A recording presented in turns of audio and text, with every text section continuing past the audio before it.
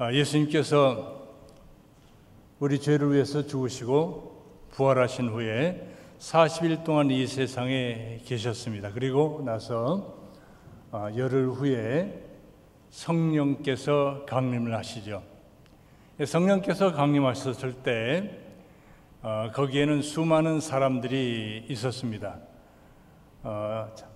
사도행전 1장에 보면 이 경건한 사람들이 천하로부터 다 모였는데 1장 9절에 보면 이런 말씀을 합니다.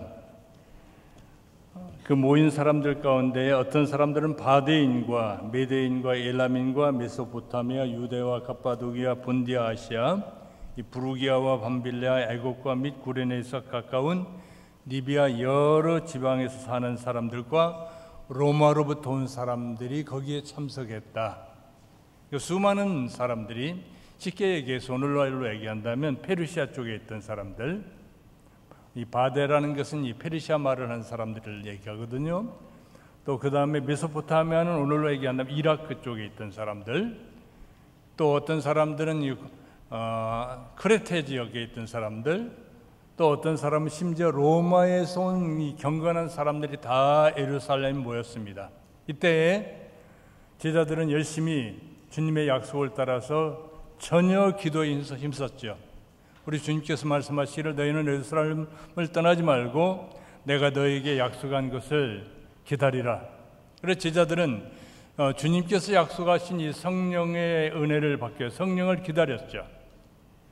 간절히 그들이 기도할 때 드디어 오순절에 성령께서 강림을 하셨습니다. 이 성령의 강림하신 후에 어떤 일이 일어납니까? 많은 제자들이 성령의 충만함을 받고 서로가 서로에 대해서 전혀 다른 지역에서 왔던 사람들인데 이 사람들이 각자 자기의 말로서 다른 사람의 말을 이해하는 이 이상한 사건이 벌어지죠. 방언 사건이 벌어지죠. 로마에서 온 사람이 페르시아 쪽에 온 사람의 말을 알아듣고 또 페르시아 지역에서 왔던 사람들이 예루살렘 사람의 통역 없이도 말을 알아듣는 이상한 이적이 생깁니다. 모든 사람들이 깜짝 놀랐어요. 이 일이 어떤 일이냐. 통역이 있어야 대화가 됐는데 통역 없이도 얘기가 될 수 있는 그런 특별한 일이 벌어지죠. 이것이 바로 오순절 사건입니다. 성령이 강림하시면서 일어났던 첫 번째 사건이죠.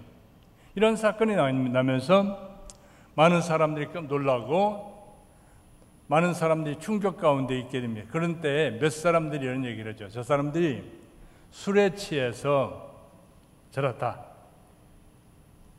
제자들이 성령 충만한 가운데 하나님의 놀라운 그 이적과 은혜를 체험할 때 사람들은 말하기를 저들이 술 취해서 그렇다.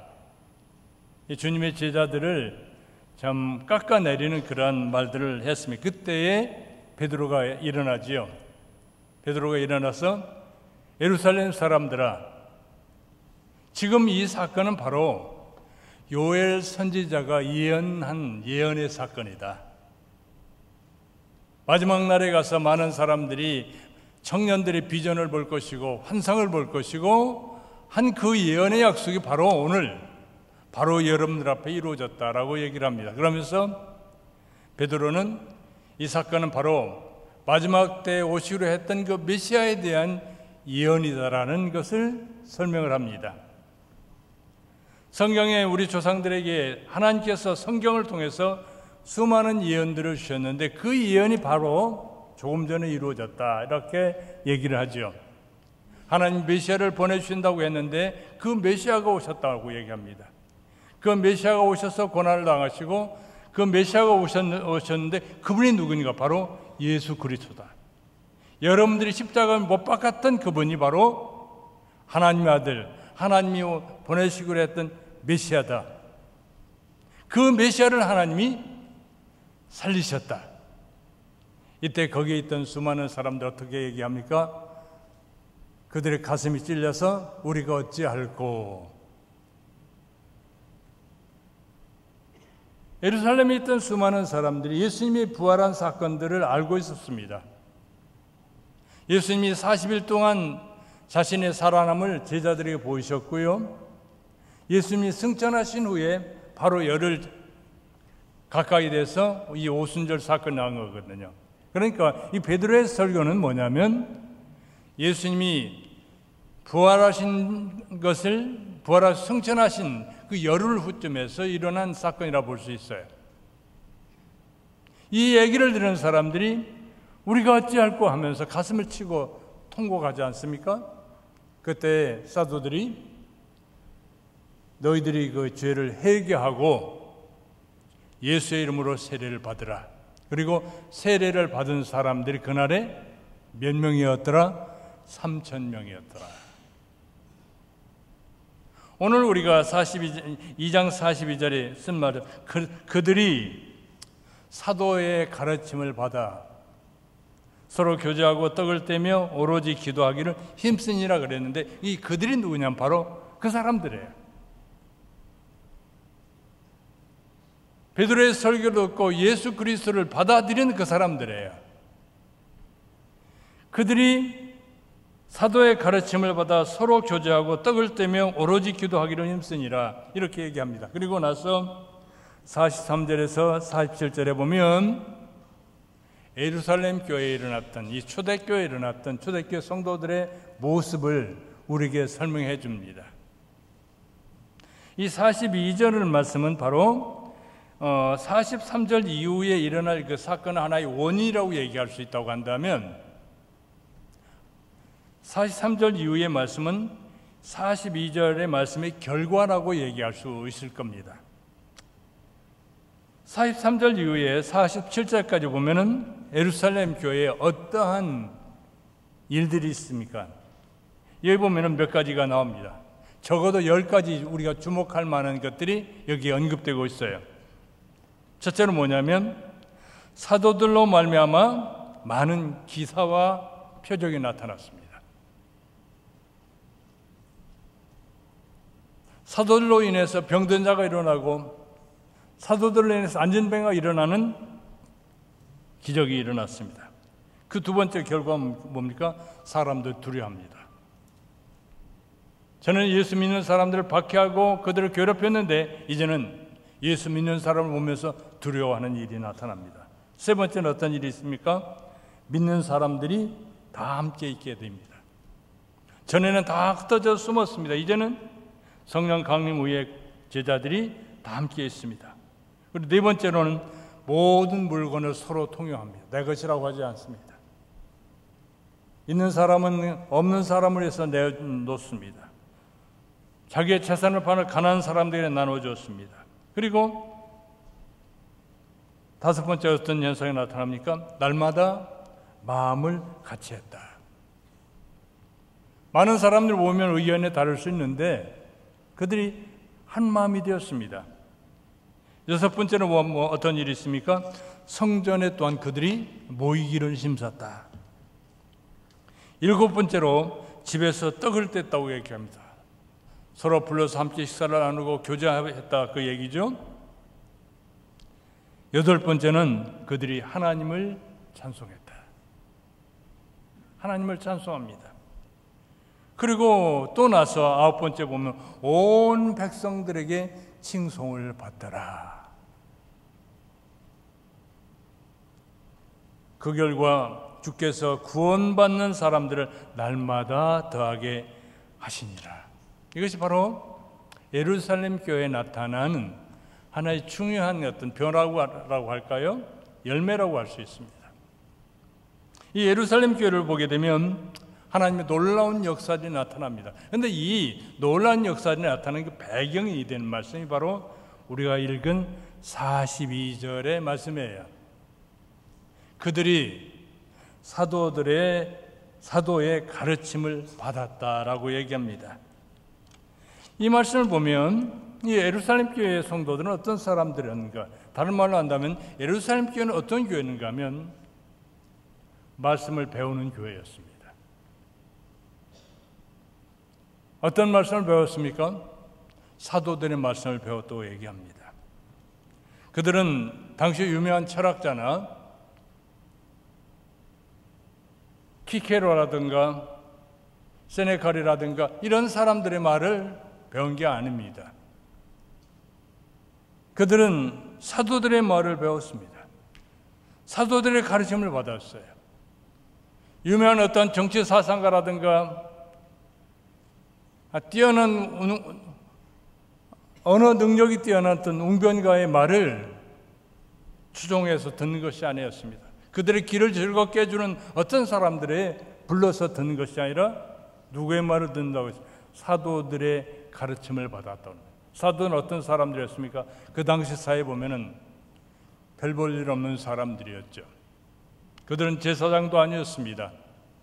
그들은 어부 출신에 불과한 사람들이 다수였습니다. 그들은 갈릴리 사람들이었습니다. 세상에서 알아주지 않는 사람들이었습니다. 그러나 최고의 도시였던 예루살렘 사람들이 그들이 무시하던 갈릴리 사람들의 말을 배웁니다. 자, 그러면 그들은 사도들의 가르침을 받아 나오는 사도들은 무엇을 전했을까요? 사도들은 자기의 체험이나 자기의 생각을 전하지 않았을 겁니다. 왜냐하면 사도들의 행동을 보면 그들은 전적으로 주님의 앞에 순종하는 삶의 모습을 보여요. 예수님을 만난 다음에 그들은 주님의 말씀에 절대적으로 순종합니다. 너희가 조금 있으면 성령을 받을 것이다. 성령을 받고 예루살렘과 온 유대와 사마리아와 땅끝까지 내 증인이 될 것이다. 내게 약속한 것을 오실 때까지 기다려라. 그러니까 제자들이 어떻게 합니까? 모든 일 젖혀놓고 성령 오시기를 기도하자. 마가의 다락방에 모여서 처녀 기도에 힘썼다. 이 주님의 말씀에 절대적으로 순종을 합니다. 우리 주님께서 제자들을 떠나시며 하늘나라로 올라가시며 제자들에게 뭐라고 얘기하십니까? 하늘과 땅의 모든 권세를 내게 주셨으니 그러므로 너희는 가서 모든 족속으로 제자를 삼고 내가 너희에게 분부한 모든 것을 가르쳐 지키게 해라. 우리 주님께서 제자들에게 주신 말씀은 뭐냐면 당신께서 주신 말씀을 당신께서 천국에 대해서 또한 그리스도인의 삶에 대해서 또 그리스도가 어떤 분인가 하는 이 모든 것들을 갖다가 그들이 맡게 될 성도들에게 전하라고 주님이 말씀하셨습니다. 그러므로 오늘 여기서 그들이 사도들이 가르침을 받았다 하는 말씀은 어떻게 우리들이 유추할 수 있는가 하면 사도들이 전한 것은 다른 것이 아니었습니다. 주님으로부터 받은 것들, 주님께서 가르치신 것들, 그것을 예루살렘 사람들에게 가르쳐줬습니다.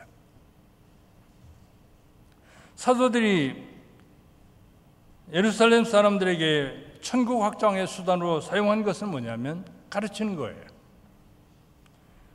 그들에게 어떤 묵상을 하라든가 어떤 고행을 하면서 주님을 따르라고 하지 않았습니다. 사도들은 그들에게 주님이 누구신지를 가르쳤습니다. 사도는 거기 예루살렘에 있는 수많은 모연 3,000명이 넘는 제자들에게 예수 그리스도가 누구인지, 예수 그리스도께서 무엇을 행했는지를 가르쳤습니다. 다른 말로 한다면 사도들의 뭐라 그럴까요? 교회 목양의 하나의 가장 중요한 키워드를 우리가 찾는다고 한다면 가르치는 거예요. 교육이었습니다. 사도들은 가르쳤습니다. 거기에 있는 성도들은 배웠습니다. 이 예루살렘 교회의 특징은 바로 이런 배우는 교회였던 거죠. 우리 주님께서 이 세상에 오셔서 하신 일이 무엇입니까? 가르치는 거였어요. 예수님께서 온 동네 방네를 모든 것을 다 다니면서 하신 것이 뭐냐면 가르치시고 전도하시고 고치셨다고 얘기합니다. 마태복음 4장 23절에 보면 예수께서 가르치시며 해당에서 가르치시며 천국 복음을 전파하시며 백성 중에 모든 병과 모든 약한 것을 고치셨다고 얘기를 합니다. 예수님은 어디를 가든지 가르친 일을 하셨어요. 바닷가에서도 예수님은 가르쳤습니다. 해당해서 가르치셨습니다. 성전에서 예수님은 말씀을 가르쳤습니다. 모든 마을을 돌아다니면서 하신 일이 뭐냐면 가르치신 겁니다. 배에서도 가르치셨고 들에서도 주님은 가르치셨습니다. 이 주님의 이 천국 확장을 하는 가장 중요한 수단은 뭐냐면 가르침이었어요. 교육이었어요. 이런 예수님의 목회 원리를 따라서 제자들은 가르친 일에 전념합니다. 예루살렘 교회의 특징은 뭐냐면 이 교육이 있는 교회였습니다. 이 교육이라는 것은 한 가정과 한 교회뿐만 아니라 한 나라의 장래를 결정합니다. 가정 교육이 실패하면 그 가정은 실패하게 됩니다. 교회에서 신앙 교육이 실패하게 되면 앞으로 교회는 존재할 수 없게 됩니다. 나라에서 앞으로 나가야 될 비전을 아이들에게 주지 못하고 제대로 된 교육을 하지 못한다면 나라의 장래는 없습니다. 신앙 문제도 마찬가지입니다. 우리가 우리의 자녀들을 신앙으로 양육하지 않는다고 한다면 우리의 자녀들은 주님과 관계가 없을 것입니다. 이스라엘 백성들이 모세의 인도를 따라서 놀라운 이적들을 체험하지 않았습니까? 애굽 땅에서 10가지 재앙을 하나님께서 하나님을 대적하는 이집트 사람들 향해서 한 10가지 재앙을 내린 걸 다 그들은 봤습니다. 이스라엘 백성들은 하나님께서 홍해 바다를 가르는 이적을 체험을 했습니다. 반석에서 물을 내는 하나님의 놀라운 이적을 체험했습니다. 하나님께서 낮에는 구름 기둥으로 밤에는 불 기둥으로 그들을 인도하는 모든 것을 그들을 겪었습니다. 그리고 여호수아에 의해서 그들은 가나안 땅에 정착을 했습니다. 그러나 여호수아 이후에 여호수아가 죽은 다음에 그 이스라엘 백성들은 하나님을 알지 못했습니다. 그래서 이스라엘 자손들은 여호와의 목전에서 악을 행하였고 바알들을 섬겼습니다. 그들은 그들의 조상들의 하나님 여호와를 버렸습니다. 그들의 주위에 있는 백성들의 신을 따르면서 그들에게 절하였습니다. 하나님의 진노를 받게 되죠. 그래서 하나님은 그들을 노략질을 하는 자들의 손에 맡겼고 그들은 노략질을 당합니다. 수많은 민족들의 침입을 받고 괴로움을 당합니다. 왜 이런 결과가 왔습니까? 왜 하나님이 택한 백성이었던 이스라엘 백성들이 그런 시련과 고난을 겪습니까? 그들이 교육이 없었기 때문이에요.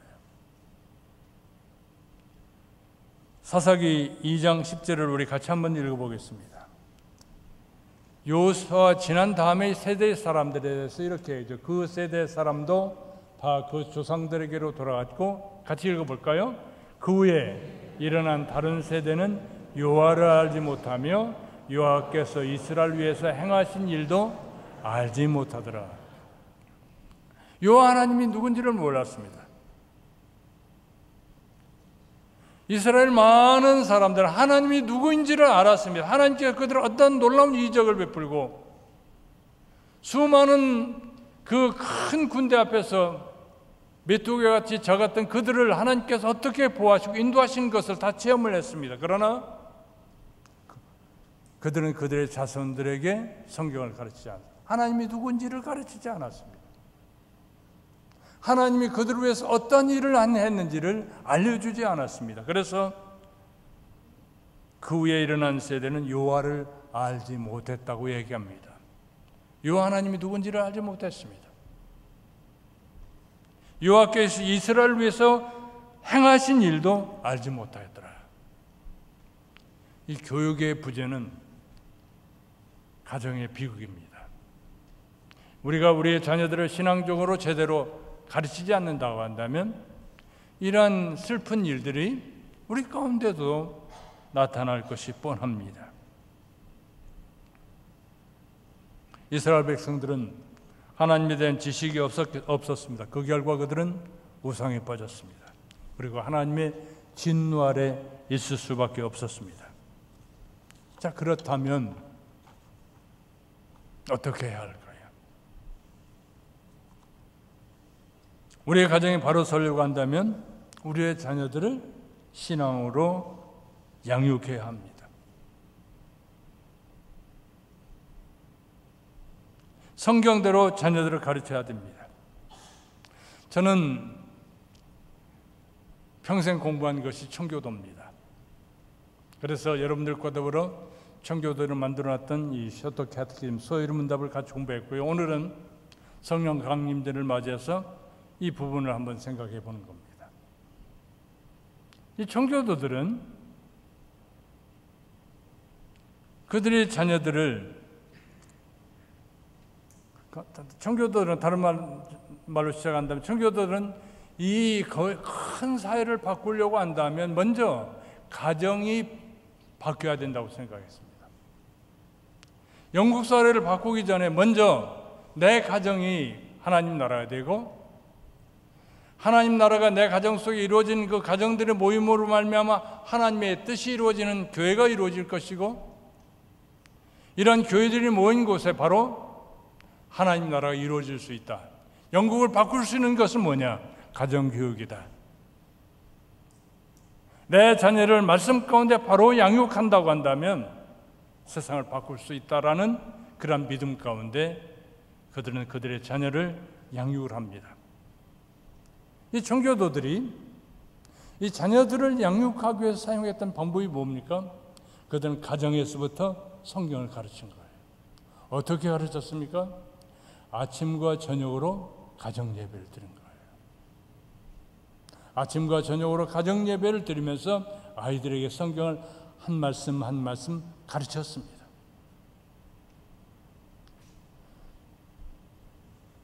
영국에 이 키더민스터라는 지역이 있습니다. 이 키더민스터는 한 3,000명의 인구가 사는 마을이었습니다. 그런데 이 마을은 예수 믿는 사람들이 전혀 없었습니다. 그런데 리차드 백스라는 사람이 그 지역에 가서 교회를 섬깁니다. 리차드 백스는 이 3,000명이 되는 그 도시, 키더민스터 도시에 갔는데 거기에 믿는 사람이 거의 없는 거예요. 그래서 사람들을 찾아서 성경을 가르치고 하면서 그들에게 가정교육, 가정예배를 권장을 했습니다. 가정예배를 드리는 방법을 가르쳐주고 어떻게 우리가 우리의 자녀들을 신앙으로 양육할 것을 가르쳤습니다. 거기서 14년 동안 목회하는 가운데 리차드 백서는 이 3,000명이 되는 이 키더민스터를 완전히 복음의 도시로 바꿔놨습니다. 어떻게 해요? 그 지역에 많은 그 사는 사람들이 가정 예배를 통해서 가정이 바뀌어지고, 그 가정이 바뀌어지니까 주변 사람도 예수를 믿게 되고, 가정 예배를 통해 아이들이 바뀌니까 그 아이의 친구들이 예수를 믿게 되고, 그래서 온 마을이 하나님 앞에 돌아왔다는 기록이 있습니다. 리차드 백서가 이 키더민스터 교회를 목회하던 것이 1650년대입니다. 80년 후엔 1730년대 조지 위필드라는 유명한 부흥사가 이 지역을 방문했어요. 그리고 일기에 이렇게 쓴 것을 제가 봤습니다. 리차드 백서의 키더민스터 교회를 방문했다. 그리고 내가 아침과 저녁으로 마을을 산책하는 가운데 나는 깜짝 놀라운 사실을 발견했다. 그건 뭐냐면, 내가 이 집을 지나갈 때 길 건너가는 어떤 집에서 찬송 소리가 나고 그 옆집에는 기도 소리가 나고 어떤 성경 읽는 소리가 나고 온 동네가 아침마다 저녁마다 가정 예배로 하나님 앞에 돌리는 모습을 보았다. 리차드 백서가 떠났지만 80년이 지났지만 이 키더민스터에 복음 운동이 가능했습니다. 이 청교도들은 이와 같이 가정 예배를 통해서 영국 사회를 바꾸는 겁니다. 미국을 세운 청교도는 어떤 사람들이었습니까? 그들도 마찬가지예요. 그들은 아침과 저녁으로 가정 예배를 드리면서 그들의 자녀를 신앙 가운데 양육했습니다. 집에서만 가르친 게 아닙니다. 학교에서도 성경을 가르쳤어요. 1690년에 나온 뉴 잉글랜드 프라이머라는 교재가 있습니다. 한번 띄워주시죠. 이 뉴 잉글랜드 프라이머 보면 이건 뭐냐면 우리로 얘기한다면 한글 독보네요. 한글 가나다라를 배우는 거예요. 그런데 저기 보면 잘 안 보이죠? 여러분들 보입니까? 잘 보여요? 네, 한번 잘 보면서 봅시다. 이 청교도들은 아이들에게 ABC를 가르치면서 성경을 가르친 거예요.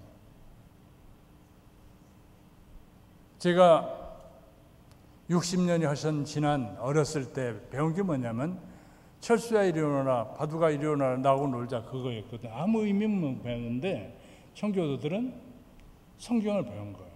여기 보세요. A를 보면서 이렇게 해야죠.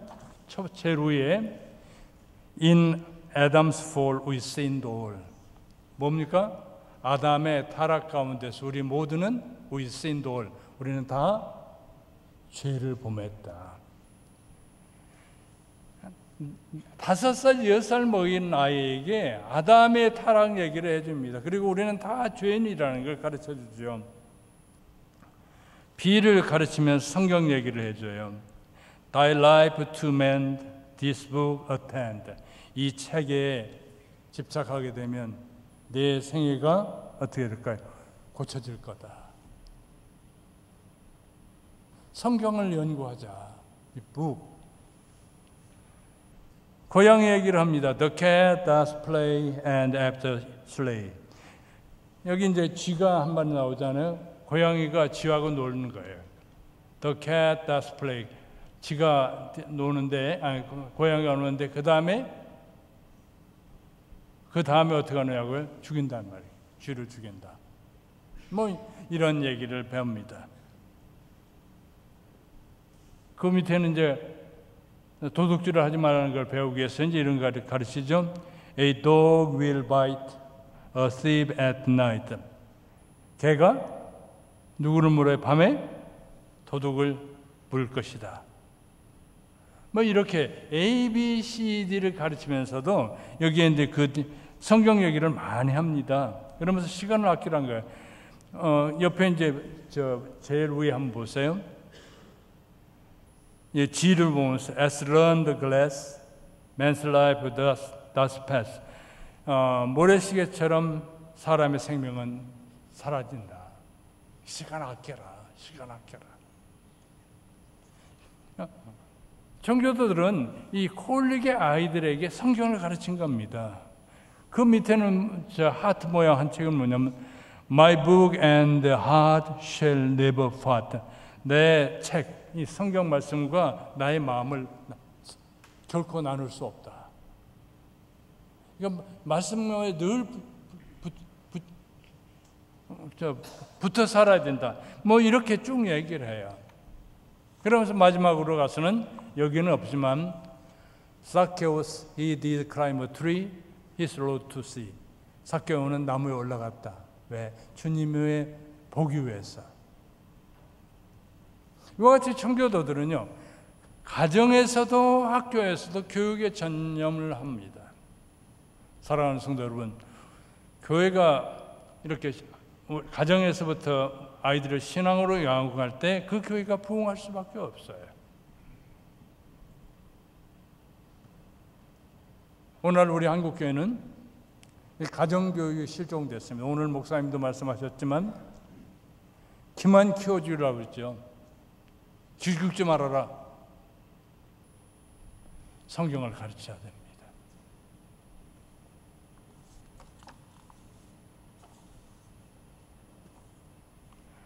우리 한국교회를 보면 우리 한국교회는 언제 부흥했느냐면 성경을 배울 때 부흥했어요. 우리 한국교회 부흥 역사는 1907년대에 평양 대부흥이 있었죠. 그리고 1970년대에 한국교회 대부흥이 있었습니다. 1907년 당시 우리 조상들은 성경을 배우는데 굉장한 열심을 냈습니다. 알렌 클락이 쓴 책을 네비우스 플랜 앤 히스토리 코리안 처치라는 그 책에 보니까 네비우스 선교 방식과 한국교회라는 그 책이죠. 이 박사의 논문인데 그 책에 보면 그런 얘기가 나와요. 서울에서 붕괴가 있습니다. 그런데 강릉에서 붕괴 설교 말씀 듣기 위해서 강릉에 있는 사람이 오는 거예요. 며칠 동안, 엿새 동안 걸어왔대요.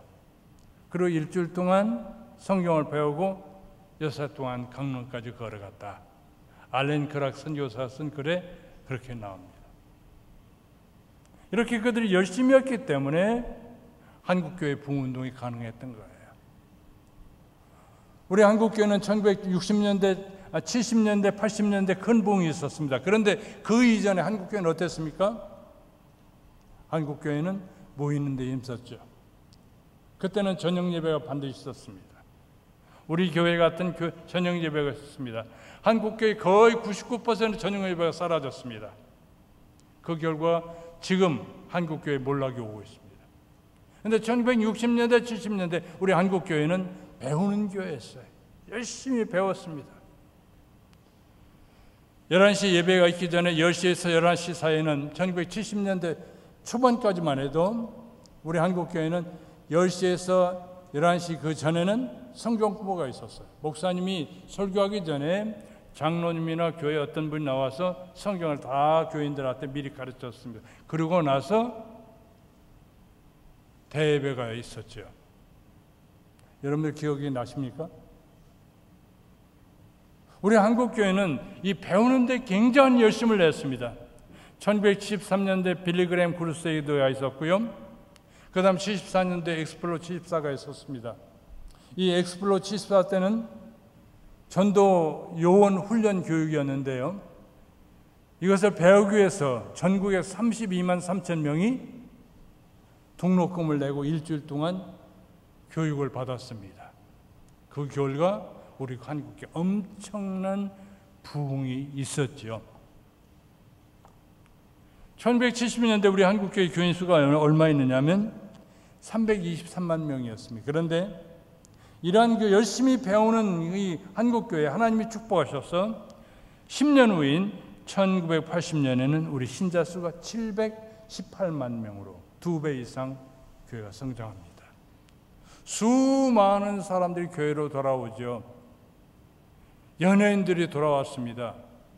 프라이버의 곽규석이 돌아왔습니다. 수많은 사람들이 교회로 돌아왔죠.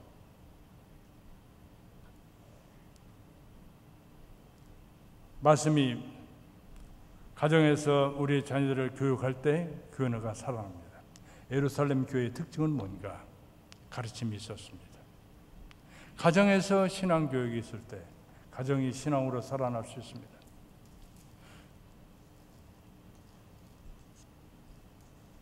둘째로 예루살렘 교회는 어떤 교회였습니까? 교제가 있었습니다. 예루살렘 교회는 서로 교제했다. 그들이 사도의 가르침을 받아 서로 교제했다고 얘기합니다. 그런데 이 교제를 얘기하면서 떡을 떼며 기도하기를 오로지 기도하기를 힘쓰니라 그렇게 얘기했는데요. 이것은 교제의 내용이라고 저는 봐요. 다른 말로 한다면 예루살렘 교회는 교제가 있는 교회였습니다. 이 교제는 어떤 교회냐? 성도들끼리 교제가 있습니다. 그리고 하나님과의 교제가 있었던 교회죠. 예루살렘 교회는 성도들끼리 어떤 교제가 있었습니까? 믿는 무리가 사도행전 4장 32절을 같이 한번 읽어볼까요? 믿는 무리가 한 마음과 한 뜻이 되어 모든 물건을 서로 통용하고 자기 물건을 재물을 조금이라도 자기 것이라 하는 이가 하나도 없더라. 서로 물질적인 필요까지 서로 채워줍니다. 심지어 가난한 사람들을 돕기 위해서 자기 자산을 팔아서 밭과 집이 있는 사람은 팔아서 그 판 것을 사도들의 발 앞에 두었더라. 이 사랑이 넘치는 교회를 이룰 수 있었습니다. 성도의 교제가 있었던 거죠. 그래서 그들은 날마다 마음을 같이해서 성전에 모이기를 힘썼더라. 그리고 집집마다 돌아가면서 함께 식사를 나누면서 사랑의 교제를 나누었습니다.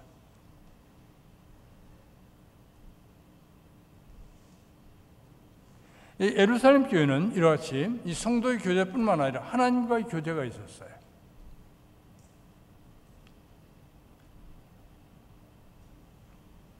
주님의 약속을 이루기 위해서 그들은 성령 충만을 위해서 마가의 다락방에 모여서 저녁 기도에 힘썼죠. 사도행전 1장 14절에. 또한 그들은 증인의 삶을 살기 위해서 하나님께서 은혜 주시기 위해서 또한 간절히 기도합니다. 그들은 복음을 전하기 위해서 박해가 있자 하나님께서 그들을 지켜주시고 보호해달라고 간절히 기도하죠. 4장에 보면 하나님께 기도하는 사람들입니다. 그들은 하나님과 더욱더 기도하기 위해서 기도 시간을 정해놓고 기도합니다. 제9시 기도 시간에. 예루살렘 교회를 보면 이런 교제, 하나님과의 교제가 살아있었습니다. 이런 가운데 많은 이적이 나타나고 놀라운 하나님 역사들이 나타났습니다. 교회다 교회에서는 기도가 살아나야 됩니다. 세상으로부터 칭송을 받고 구원받는 사람이 더할 수 있도록 하기 위해서 우리 교회가 기도해야 됩니다. 숯불이 홀로 있으면 쉽게 사라집니다. 그러나 숯불들이 모으면 무쇠라도 녹일 수가 있습니다. 한 사람이 모여서 기도하고 함께 기도할 때 수많은 함께 기도할 때 이 기도의 역사를 우리는 이룰 수 있습니다. 누가 이런 일을 할 수 있습니까? 나 자신부터 기도하는 거죠. 한 사람이 기도하고 그와 함께 모여 기도할 때 온 나라를 구할 수 있어요. 1850년대 미국의 그 상황을 보면 경제적으로 매우 어려웠습니다. 지금부터 한 170년 전에 미국 상황은 매우 어려웠어요. 온 나라가 둘로 나눠지는 그러한 상황이 있었습니다. 노예 해방 문제로 인해서 사회가 아주 둘로 나누어져 있습니다. 서로 미워하고 서로 질투하고 서로 싸우는 그런 상황이었습니다. 이때 뉴욕에 살던 이 제레미야 렌피어라는 한 평신도가 기도해야 되겠다. 이 사람은 옷감 장사였습니다. 그런데 그는 이 기도의 필요성을 느끼고 함께 기도할 사람들을 모았습니다. 1757년 7월에 내가 기도해야 되겠다, 기도할 사람 모아야 되겠다 해가지고 두 달 후에 1757년 9월부터 내가 정오가 되면 기도하겠다. 그래가지고 사람들한테 쪽지를 만들어 기도하자. 1시간 매일 정오에 1시간 동안 기도하는데 1시간 안 나와도 된다. 5분 나와도 되고 10분 나와서 기도해도 되고 20분 나와도 좋고 어떻든 나와서 기도하자. 팜플렛을 돌렸습니다. 아는 사람들이 얘기를 했습니다.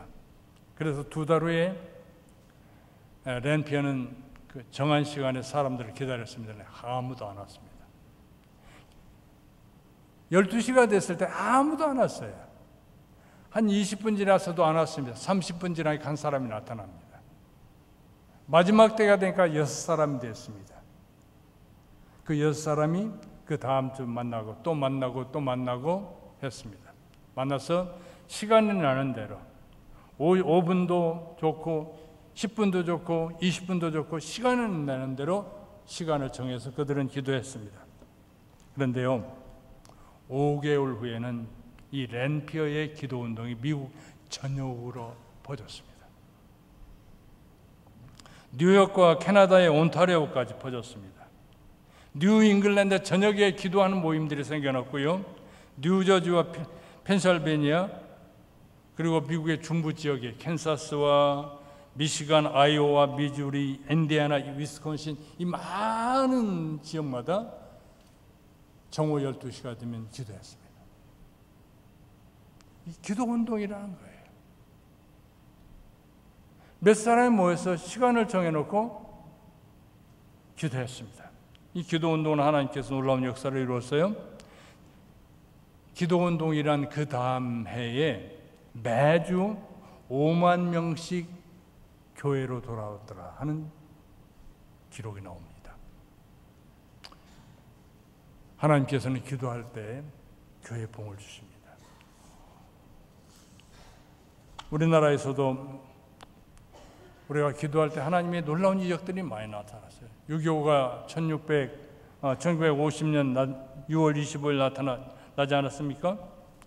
북한군이 쏜살같이 밀어왔죠. 8월 말이 되면서 1950년 6월 25일에 전쟁 시작이 돼가지고 2달 만에 낙동강 이야기 전부 북한의 군에 의해서 점령이 됐습니다.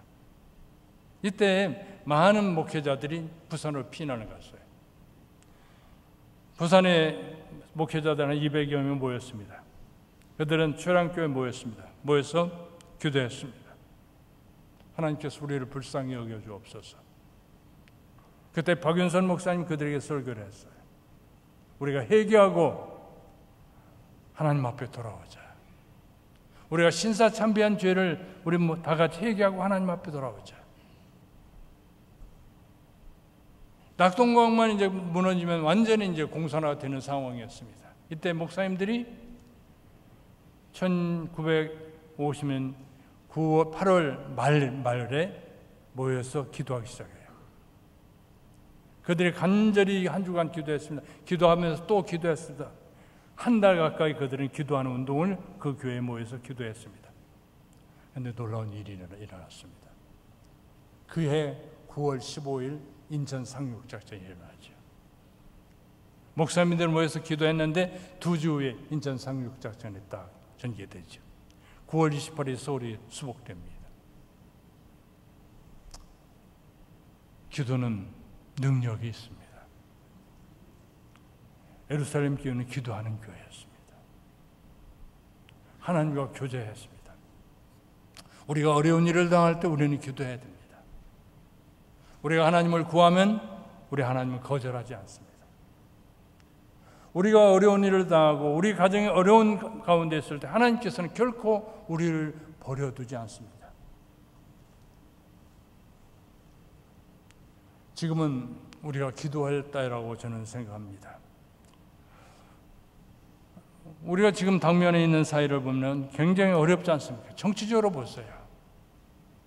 우리를 이끌어갈 정치 지도자들을 보세요.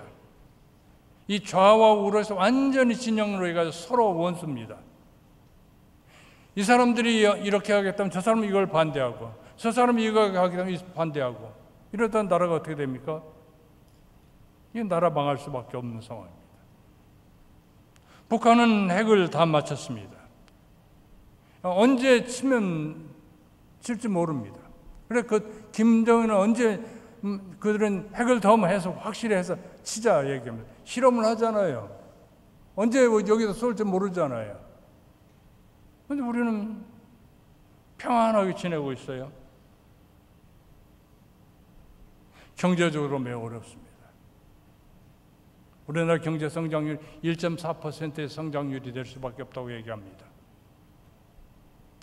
사기꾼들이 왜 이렇게 많은지, 전세 사기로 인해 수많은 사람들이 어려움을 당하고 있습니다. 이 창조를 부인하는 지혜론자들이 이 학교의 모든 것을 장악하고 있습니다. 그래서 우리 아이들이 완전히 이 진화론에 의해서 세뇌되고 있습니다. 제 손자가 저한테 왔어요. 할아버지 창조를 믿어요? 조금 전까지는 이래서 분명히 참 예수를 잘 믿는 아이처럼 얘기하는데 저한테 그러는 거예요. 할아버지, 하나님의 천지를 창조하셨다는 걸 믿어요? 제가 너무 당황했습니다. 할아버지, 저는 창조를 믿지 않습니다. 저는 빅뱅을 믿습니다. 하나님이 안 계시다고 얘기하는 거예요. 그래서 저는 그 아이를 붙잡고 확인을 했습니다. 저는 그렇게 잘못된 줄은 몰랐어요. 얘기를 했습니다. 그러면서 많은 걸 얘기하면서 얘기는 할아버지, 저는 창조주를 믿을 수 없어요. 그래서 제가 얘를 이게 미끼를 놓아야 되겠다. 어떤 미끼냐면 한국 사람들 얘기하는 것은 안 될 테니까 미국의 유명한 과학자들 가운데 창조를 믿는 사람들이 얘기하는 것을 해야 되겠다. 그래서 제 컴퓨터에다가 그 사람들이 한 강의한 것을 갖다가 놓았습니다. 그리고 틀어놨습니다. 그리고 걔가 내 컴퓨터를 볼 수 있도록 미끼를 놓은 거죠. 제 손자는 제 컴퓨터를 못 보게 되어 있습니다. 그러니까 언제든지 한번 할아버지 컴퓨터를 한번 보고 싶어 하는 거예요. 근데 제가 살짝 비니까 이놈이 살짝 찼습니다. 치고서 보니까 창조론 얘기를 하는 거예요. 한국 사람들이 아니라 미국 사람들이. 미국의 유명한 대학의 교수들이 창조론을 얘기하는 거예요. 그래서 이상하다. 내가 학교에서 배울 때는 그게 아닌데. 우리 손자가 그런 얘기를, 할아버지 동성애에 대해서 어떻게 생각하십니까? 너는 어떻게 생각하냐? 할아버지 저는 동성애 괜찮은 것 같아요. 아니 너 그런 걸 어디서 배웠어? 학교에서 배웠습니다. 학교에서 동성애가 또 모든 사람이 할 수 있는 거라고 얘기해요. 그래서 제가 동성애에 대해서 쭉 얘기를 했습니다. 이것은 이런 것이고 성전화는 이런 것이고 얼마나 이것이 악한 것인가, 이것을 얘기해 줬습니다. 요새는 이제 완전히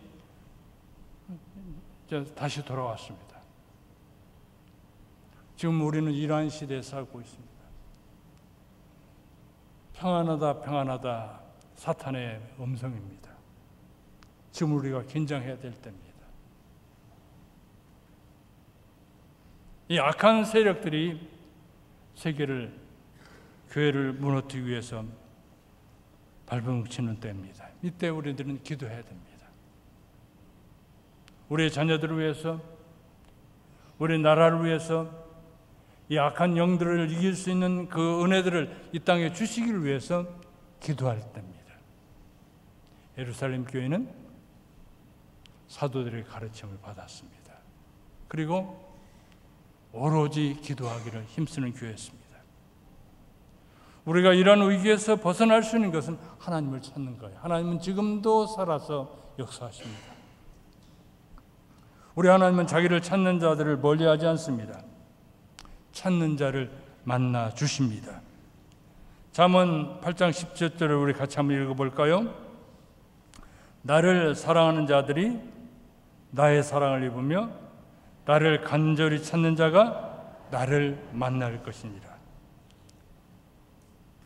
하나님을 사랑하는 자들이 하나님의 사랑을 입는다고 얘기합니다. 그리고 하나님을 찾는 자가, 간절히 찾는 자가 하나님을 만날 것이다. 시편 34편 10절은 이렇게 얘기합니다. 같이 읽어볼까요?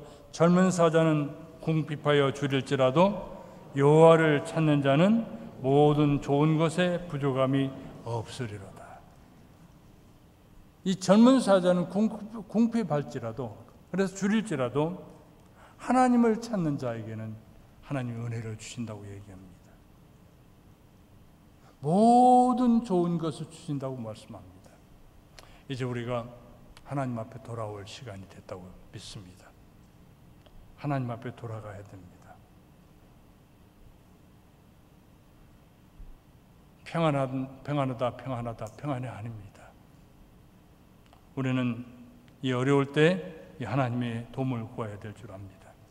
초대교회는 이 가르침과 교제가 있었습니다. 사도들의 가르침을 받고 성도들끼리, 그리고 하나님께 기도함으로써 놀라운 은혜를 나누었습니다. 사람들이 믿는 자들을 두려워했습니다. 믿는 사람들이 다 함께 모였습니다. 서로 모든 물건을 서로 통용했습니다. 하나님을 찬송합니다. 온 백성의 칭송을 받았습니다. 그리고 주님께서 구원한 사람을 날마다 더하게 하셨습니다. 이처럼 예루살렘 교회가 큰 복을 누렸던 것처럼 우리 가정에서 말씀 교육이 회복되어야 될 줄 압니다. 한 걸음 더 나아가서 우리 교회 속에서, 이 나라 속에서 바른 신앙 교육이 이루어져야 될 줄 믿습니다. 뿐만 아니라 우리 한 사람 한 사람들이 하나님 앞에 가까이 가는, 하나님의 도움을 구하고 하나님을 찾아 나가는 이러한 기도 운동이 우리 가운데 일어나야 될 줄을 믿습니다. 같이 기도하겠습니다. 하나님 아버지, 귀하신 은혜와 사랑을 감사합니다. 빌며 기도합니다. 지금 우리가 살고 있는 이 시대를 보면 너무나도 절망적인 상황에 우리가 처해 있습니다. 주여 저희를 도와주옵소서. 주여 이 민족을 불쌍히 여겨 주시옵소서. 이 땅에 다시 한번 말씀에 회복되는 역사가 있게 하여 주시옵소서.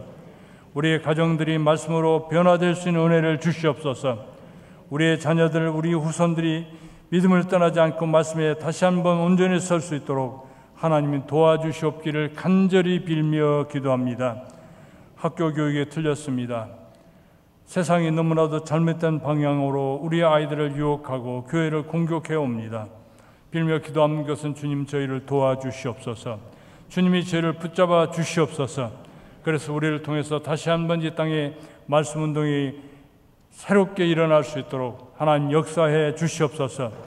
그래서 세상으로부터 칭송받는 교회가 되게 하시고 그리고 믿는 사람들이 날로 더할 수 있도록 우리 아버지 하나님 은혜를 주시옵소서. 예수님의 귀하신 이름으로 간절히 비옵나이다. 아멘.